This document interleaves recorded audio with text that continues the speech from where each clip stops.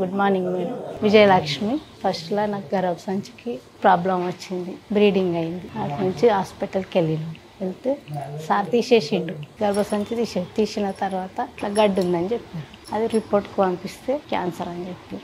ఇక తర్వాతకి మా కొడుకు ఫోన్లో చూసి ఇట్లా వాడాలా మమ్మీ, ఇది వాడితే బాగుంటుందట అంటే వచ్చినాం మేడం.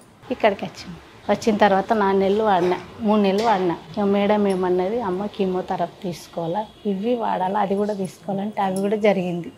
9 తీసుకున్నాం కీమోథెరపీ. ఇవి కూడా వాడుతున్నా, ఇంగ్లీష్ మందులు. ఇవి వాడినాకనే కొంచెం మంచిగా అనిపించింది. ఆయుర్వేదిక మందులు వాడినాకనే మంచిగా అనిపించింది. ఇక అవి కూడా తీసుకున్నా, ఇవి కూడా తీసుకున్నా, బాగుంది. ఇప్పటికైతే ఇది 5వదిగా, 4వ నెల వాడినాయి, ఇప్పుడు ఇది 5వది. ఆకలి బాగానే అనిపించింది, నిద్ర మంచిగానే వాడుతుంది. అంతకుముందు నిద్ర లేకుండే, ఆకలి లేకుండే. పునర్జన్మ గురించి బాగానే ఉంది అన్నట్టు అందరికీ చెప్తున్నాం మేడం. ఇట్లా వచ్చిన వాళ్ళు ఆడికి వెళ్ళండి, బాగుంది ఇక అంటుర్రు. కానీ ఇప్పుడైతే అందరికీ వస్తుంది కదా మేడం, మరి దేనివల్ల, అది ఫుడ్ వల్లనా దేనివల్ల అర్థమవుతుంది.